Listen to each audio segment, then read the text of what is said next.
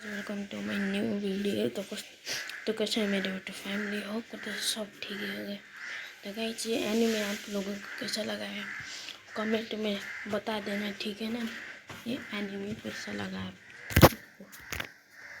Hello guys, welcome back to here. और इस anime की शुरुआत में हम एक लड़के को देखते हैं जो अपने स्कूल में बेंच पर अकेला उदास बैठा हुआ था। अब स्कूल खत्म होने के बाद वो वहाँ से निकलता है और वो स्टेशन पे पहुँचता है तो उसे वहाँ पर एक लड़की दिखाई देती है। वो ट्रेन के लिए उस लड़की के पास जाकर खड़ा हो जाता है। तभी वहाँ पर अनाउंसमेंट होती है कि हिरन के सामने आने की वजह से ट्रेन आधा घंटा लेट होगी। इधर वो लड़का उस लड़की को देख रहा होता है। वो लड़की उसे बोलती है कि किसी को ऐसे घूरना अच्छी बात नहीं है। वो लड़का उसे बोलता है कि मैंने पहले आपको कभी यहाँ पर नहीं देखा। इस पर वो लड़की उसे कुछ नहीं बताती। अब इसके बाद वो लड़का उस लड़की के कपड़े देखता है तो वो पूरी तरह से भीगी हुई थी। तो वो अपना छाता उस लड़की को देने के लिए आगे करता है। वो लड़की उसे बोलती है कि तुम ये क्यों कर रहे हो, क्या तुम अच्छा दिखने का नाटक कर रहे हो या फिर तुम्हारे पास दूसरा छाता भी है। अब वो लड़का उसे बोलता है कि मेरा घर स्टेशन के नजदीक है। लड़की उसे बोलती है कि ये कोई जवाब नहीं हुआ। इस पर वो लड़का उसे बोलता है अगर तुम्हें कुछ हो गया तो तुम्हारे घर वाले तुम्हारी चिंता करेंगे। वो लड़की बोलती है कि ये बात तो मैं तुम्हें भी बोल सकती हूँ। इस पर वो लड़का उसे बोलता है कि मेरे घर पर कोई नहीं है मेरी चिंता करने वाला। वो लड़की उसे बताती है कि मेरे भी माता पिता नहीं है। अब इसके बाद वो उससे पूछती है क्या मैं तुम्हारा छाता ले सकती हूँ। इस पर वो लड़का अपना छाता उस लड़की को दे देता है। अब वो लड़की उस लड़के को बोलती है कि मुझे तुम्हारा नंबर दे दो ताकि मैं तुम्हारे छाता वापस लौटा सकूं। अब इधर उन दोनों को एक दूसरे का नाम पता चलता है, जिसमें लड़के का नाम है कोरू और लड़की का नाम है अंजू। अब अगले दिन हम कोरू को देखते हैं जो स्कूल जाने के लिए घर से निकल रहा था। अब वो ट्रेन में बैठकर स्कूल आता है और स्कूल में आने के बाद वो अपनी क्लास में जाकर बैठ जाता है और वो बाहर की तरफ देख रहा था। अब उसकी टीचर क्लास में आती है और वो अपने साथ एक नया ट्रांसफर स्टूडेंट लेकर आई थी और वो हंजू ही थी।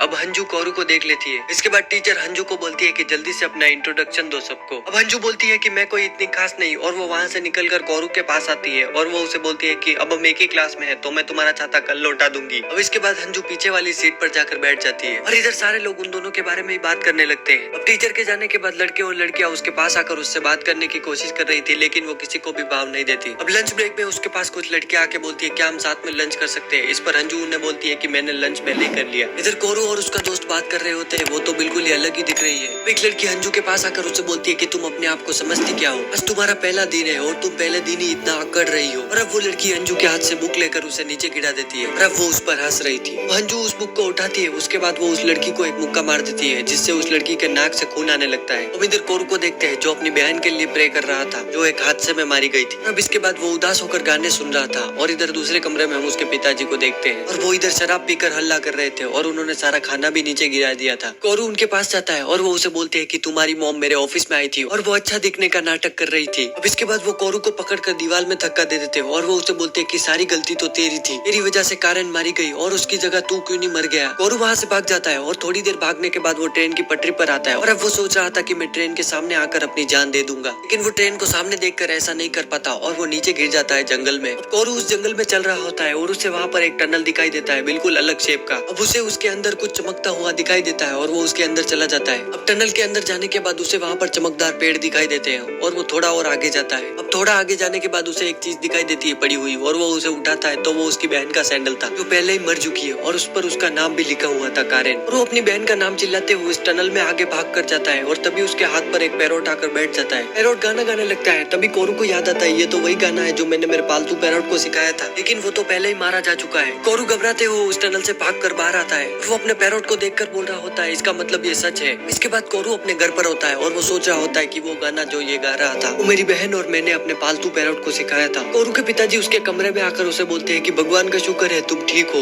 वो कोरू से माफी मांगते हैं जो भी रात को हुआ उसके लिए। कोरू को बोलते हैं कि तुम्हें भागे हुए एक हफ्ता हो गया है, आखिर तुम थे कहाँ। इस पर कोरू बोलता है कि मैं बस टहलने गया था। इसके बाद वो वहाँ से चले जाते हैं और कोरू सोच रहा था कि एक हफ्ता। वो अपने मोबाइल में चेक करता है तो सच में एक हफ्ता बीत चुका था। अब ऐसा इसलिए क्योंकि उस टनल का समय और इस बाहर दुनिया का समय अलग तरीके से काम करता है। अब इसके बाद कोरू क्लास में होता है और उसका दोस्त उसे पूछ रहा था कि तुम एक हफ्ते से थे कहाँ। पर कोरू उसे बताता है कि मुझे थोड़ा फ्लू हो गया था। अब अंजू वहाँ पर आती है और वो बोलती है तो आज तुम स्कूल आ गए, अगर तुम कल भी स्कूल आओगे तो मैं तुम्हारा छाता तुम्हें कल लौटा दूंगी। वो वहाँ से चली जाती है। अब कोरू का दोस्त उसे बोल रहा था कि उसे तुम्हारी चिंता है। अब स्कूल खत्म होने के बाद कोरू फिर से उस टनल के पास आता है। वो टनल के अंदर जाता है और वो सोच रहा था कि तो ये कोई सपना नहीं था, अब इस टनल की मदद से मैं अपनी बहन को वापस ला सकता हूँ। अब कोरू अपनी बहन का नाम लेते हुए उस टनल में आगे जा रहा था। तभी वो देखता है कि हंजू उसके पीछे उस टनल में आ चुकी है। हंजू बोलती है कि ये कौन सी जगह है। कोरू उसे पकड़कर उस टनल से बाहर ले जाता है। वो दोनों बाहर होते हैं। हंजू कोरू से पूछती है क्या तुम मुझे कुछ समझाओगे। कोरू उसे बताता है कि इस टनल का समय और बाहर बाहर की दुनिया का समय बिल्कुल अलग तरह से चलता है। अंजू बोलती है कि हम सिर्फ 5 सेकंड के लिए अंदर थे और बाहर 5 घंटे बीत चुके हैं। इसका मतलब है जैसे ही तुम इस टनल के अंदर कदम रखोगे ये दुनिया पीछे छूट जाएगी और इसके बदले जो तुम चाहो ये टनल तुम्हें दे देगा। कोरू बोलता है कि मुझे इस पर यकीन है। अंजू कोरू को बोलती है कि मेरी भी एक ख्वाहिश है, तो हमें अब एक साथ काम करना चाहिए और इससे हम टनल के बारे में और जान सकते हैं और इससे जो तुम्हें चाहिए वो मिल जाएगा और जो मुझे चाहिए मुझे भी वो मिल जाएगा। अब कोरू उससे हाथ मिलाता है और वो उसके साथ काम करने के लिए मान जाता है। अगले दिन वो डिसाइड करते हैं कि स्कूल खत्म होने के बाद वो रेलवे क्रॉसिंग पर मिलेंगे। अब स्कूल खत्म होने के बाद वो फिर से पता करने जाते हैं कि बाहर का समय कितना धीमा चलता है टनल के मुकाबले। अंजू कोरू को टनल के अंदर कॉल ऑन रखकर जाने के लिए बोलती है और वो टनल के अंदर जाता है। अंजू उसे बोलती है कि मुझसे बात करते रहो और उसे बोलता है कि मैं क्या बात करूं। अंजू बोलती है कि मुझे नहीं पता, तुम कुछ भी बात करते रहो। और वो अंजू से बोलता है कि तुमने उस लड़की को स्कूल में क्यों मारा। अंजू उसे बोलती है कि तुम ये सब क्यों पूछ रहे हो अभी। अब अंजू कोरू को बताती है कि मुझे उस लड़की के लिए बुरा लग रहा था, लेकिन वो पहली इंसान थी जिसे मैंने मारा। और उसे बोलता है तो तुम्हें उससे माफी मांग लेनी चाहिए अगर तुम्हें बुरा लग रहा है। अंजू बोलती है लेकिन लड़ाई उसने पहले शुरू की थी। इधर चलते हुए कोरू का कॉल कट हो जाता है और वो भागकर टनल से बाहर आता है। अंजू उसे बताती है कि कॉल कटे हुए 65 मिनट हो गए हैं। वो बोलता है लेकिन मैं तो इतना जल्दी भाग कर आया था। इसके बाद अंजू कोरू को पूछती है कि तुम्हारा कॉल कहाँ पर कट हुआ और उसे बताता है जब मैंने मोइटम्मन लिवस पिलर को पार किया। अब अंजू बोलती है तो हमें ऐसे ही इसके बारे में जानकारी इकट्ठा करनी चाहिए।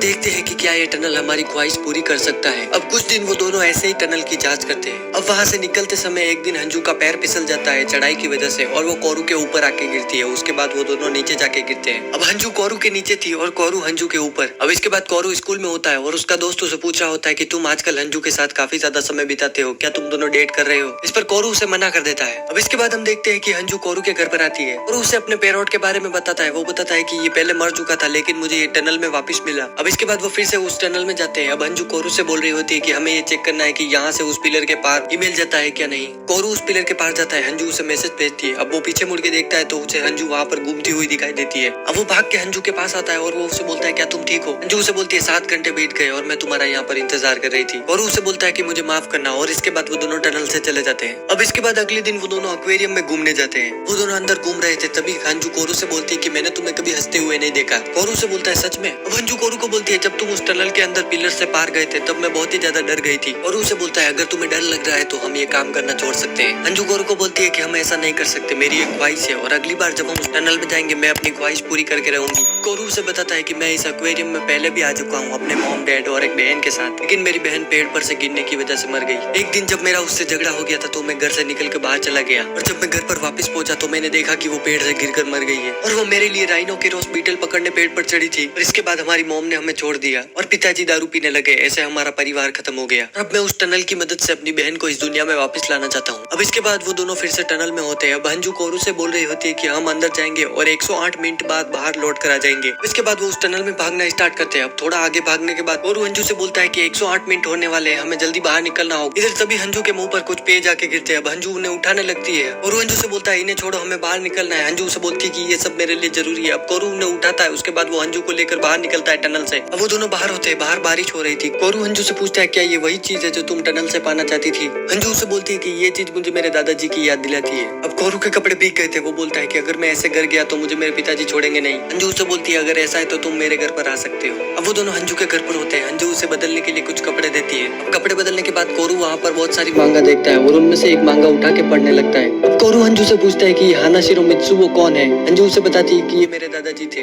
कोरू अंजू से बोलता है अगर ऐसी बात है तो ये टनल से निकली हुई मांगा क्या तुमने लिखी है। अंजू कोरू से बोलती है कि तुम्हें कैसे पता चला। कोरू से बोलता है कि तुम्हारी डेस्क पर मांगा बनाने की चीजें पड़ी हुई है। अब अंजू कोरू को बोलती है कि मैंने ही ये मांगा बनाई थी। कोरू से बोलता है कि तुमने ये पब्लिशर को सबमिट क्यों नहीं की। अंजू से बोलती है कि तुम्हें पता भी है इस देश में कितना कंपटीशन है। मेरे दादाजी ने सीरीज बनाई थी लेकिन उनकी सिर्फ 3 वॉल्यूम ही पब्लिश हुई, लेकिन फिर भी उन्होंने मांगा बनाना नहीं छोड़ा। इसकी वजह से उन्हें मेरे पिताजी से भी पैसे लेने पड़े और जब मेरे दादाजी गुजर गए मेरे माता पिता रोए भी नहीं थे और उन्हें लगता था वो एक बोझ है। और जब मैंने उन्हें बताया कि मैं एक मांगाकार बनना चाहती हूँ तो उन्होंने मुझे घर से बाहर निकाल दिया। कोरू अंजू से बोलता है तो तुम इसीलिए इस शहर में रह रही हो। अंजू कोरू को बताती है कि जो मांगा हमें टनल से मिली वो मेरी पहली मांगा थी और इसे सिर्फ मेरे दादाजी ने ही पढ़ा था और जब मेरे पिताजी को ये मिली उन्होंने उसे फाड़ दिया और मैं एक ऐसी मांगा बनाना चाहती हूँ जो दुनिया पर छाप छोड़ दे और इसके लिए मेरे पास टैलेंट होना जरूरी है। कोरू अंजू से बोलता है क्या मैं तुम्हारी मांगा पढ़ सकता हूँ। अब पहले तो अंजू उसे मना करती है पढ़ने से, बाद में वो मान जाती है। अब कोरू उस मांगा को पढ़ता है। अब कोरू उसे पढ़कर बताता है कि इसकी सेटिंग थोड़ी कॉम्प्लेक्स है, लेकिन इसे पढ़ना और समझना बहुत ही आसान है और तुमने फोर शेडोइंग भी की है। अब ये सारी बातें सुनकर हंजू बहुत ही खुश हो जाती है और वो अपना मुंह छुपा लेती है। कोरू उसे बोलता है कि तुम स्पेशल हो और तुम्हारे पास स्पेशल टैलेंट है। हंजू उसे बोलती है कि तुम स्पेशल हो, जिस तरह से तुम जीते हो ऐसा लगता है जैसे तुम किसी अलग ही दुनिया में जी रहे हो। तुम अपनी ख्वाहिश पूरी करने के लिए सब कुछ त्यागने को तैयार हो और इसीलिए लगता है कि तुम उस टनल को ढूंढ पाए। अब ये सारी बातें बोलते हुए हंजू कोरू के ऊपर बैठ जाती है और वो उसे बोलती है कि मुझे भी तुम्हारी तरह जीना है। इसके बाद हंजू कोरू से पूछती है कि हम अगली बार कब उस टनल में जाने वाले हैं। कोरू हंजू को बोलता है कि मैंने तय किया कि हम 2 अगस्त को उस टनल में जाएंगे। इसके बाद कोरू स्कूल में होता है और उसका दोस्त उससे पूछता है कि तुम फेस्टिवल में किसके साथ जाना चाहते हो। इसके बाद वो बोलता है कि सॉरी मैं तो भूल ही गया था, तुम तो हानाशिरो हंजू के साथ जाओगे। कोरू उसे मना करने वाला होता है लेकिन वो नहीं करता और वो सोचता है कि आइडिया बुरा नहीं है और वो हंजू को उसके साथ आने के लिए बोलता है। अब इसके बाद कोरू हंजू के साथ फेस्टिवल में होता है। अब कोरू हंजू को वहाँ पर एक जगह पर ले जाता है और वो उसे बोलता है कि ये जगह मेरी बहन और मैंने ढूंढी थी।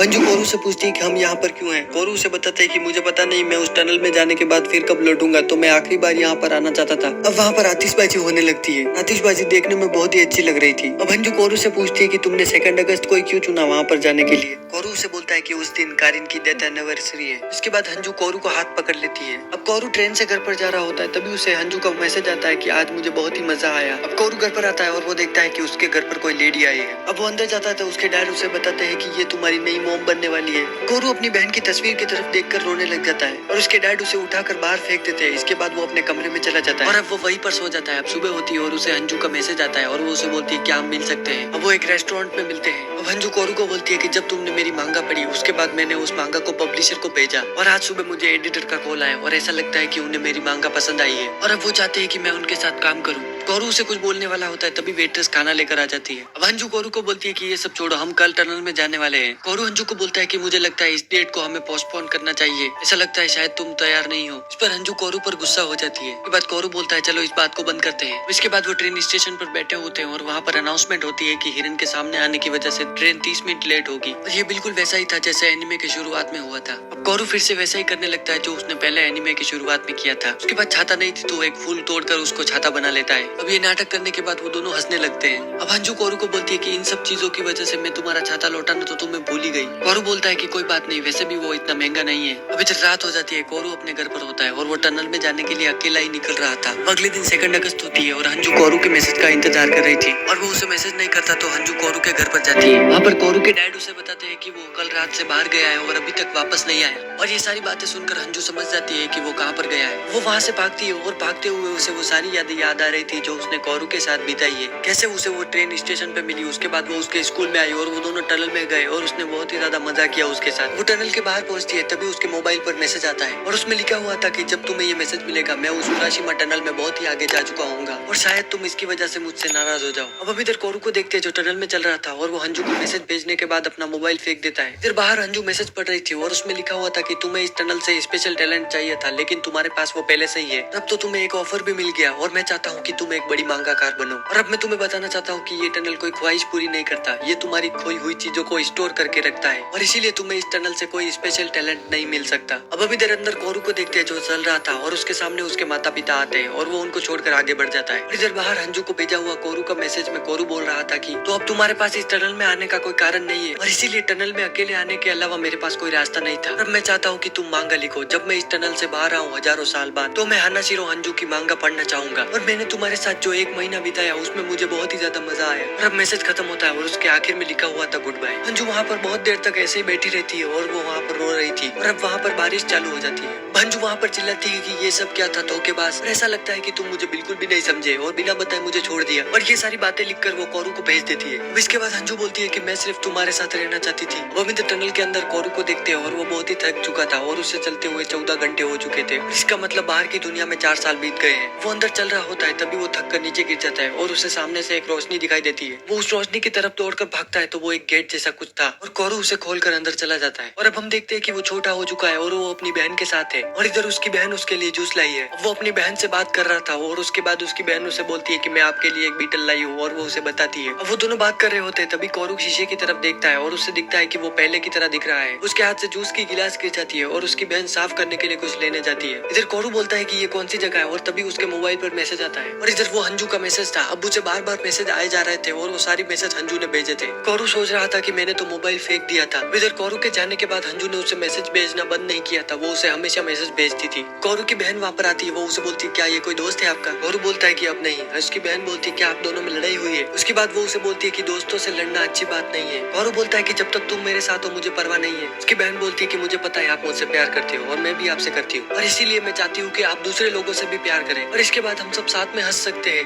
कौरू उसे बोलता है कि मुझे किसी से मिलना है और वो वहाँ से निकलने लगता है। वो गेट खोलने वाला होता है तभी उसकी बहन उसे बोलती है कि मैं आपसे प्यार करती रहूंगी और अब कौरू रोने लगता है और वो बोलता है कि मैं जा रहा हूँ। इधर हम मंजू को देखते हैं जो बड़ी मांगाकार बन चुकी है और उसके जाने के बाद भी वो कौरू को हमेशा मैसेज भेजती थी। इधर हम कौरू को देखते हैं जो उराशिमा टनल में भाग रहा था और उसे भागते हुए सारी चीजें याद आ रही थी जो उसने अंजू के साथ बिताई थी, कैसे वो उससे मिला था और कैसे उन दोनों ने साथ में वक्त बिताया। वो अंजू को मैसेज भेज रहा होता है दौड़ते हुए, तभी वो वहाँ पर गिरकर बेहोश हो जाता है। अब इधर हम अंजू को देखते हैं जो काम के सिलसिले में किसी से मिलने आई थी। वो उसे बोलता है कि तुम्हें अब ब्रेक लेना चाहिए, जब से तुमने मांगा बनाना स्टार्ट किया है तब से तुमने एक भी ब्रेक नहीं लिया है। वो अंजू के छाता की तरफ देखकर बोलती है कि ये छाता तुम हमेशा अपने पास रखती हो, क्या ये छाता किसी खास ने दिया है तुम्हें? इस बारे में अंजू उसे ज्यादा कुछ नहीं बताती। अंजू ट्रेन स्टेशन पर बैठी हुई थी और वहाँ पर अनाउंसमेंट होती है कि हिरन के सामने आने की वजह से ट्रेन 30 मिनट लेट होगी और वो वहाँ पर जोर से रोने लगती है। अब उसके मोबाइल पर मैसेज आता है तो वो मोबाइल निकाल कर देखती है और वो मैसेज कौरू का था और उसमें लिखा हुआ था कि मैं तुमसे प्यार करता हूँ। अब अंजू वहाँ से भागना स्टार्ट करती है और भागते हुए उस टनल के पास पहुंचती है। इधर हम कौरू को देखते हैं जो बेहोश था और अंजू उसे उठा रही थी और वो अपनी आंखें खोलता है। अंजू उसे बोलती है कि मैं तुम्हें लेने आई हूँ। बोलता है कि मैं तुम्हें मैसेज भेज रहा था तभी मैं यहाँ पर गिर गया। वो बताती है कि वो मैसेज मुझे मिल गया था। कौरू उसे बोलता है कि इंतजार करवाने के लिए माफ करना और अब उन दोनों में एक किस होता है। इसके बाद वो दोनों बाहर आते हैं। कौरू बोलता है कि 12 साल बीत गए। अंजू उसे बोलती है कि 12 साल 102 दिन। कौरू बोलता है कि काफी कुछ बदल चुका है। अंजू उसे बोलती है कि कम से कम 1000 साल तो नहीं बीते। कौरू बोलता है कि ऐसा है तो अब मैं तुम्हारी मांगा पढ़ पाऊंगा। अंजू उसे पूछती है कि तुम्हें मेरी मांगा के बारे में कैसे पता चला? कौरू उसे बताता है कि मुझे तुम्हारे सारे मैसेज मिले थे। अंजू बोलती है शायद इस टनल ने तुम्हें सारे मैसेज लौटा दिए। अब वहाँ पर बारिश होने लगती है। कौरू अंजू के हाथ से छाता लेकर उसे खोल देता है और वो उसे बोलता है क्या तुम ये हमेशा अपने साथ रखती थी? अंजू उसे बोलती है आखिरकार तुम्हें ये लौटाना जो था। कौरू बोलता है लेकिन इसमें 12 साल लग गए। अंजू बोलती है हम बाद में बात करेंगे। अब इसके बाद वो दोनों एक दूसरे का नाम लेते हैं और वो बोलते हैं चलो।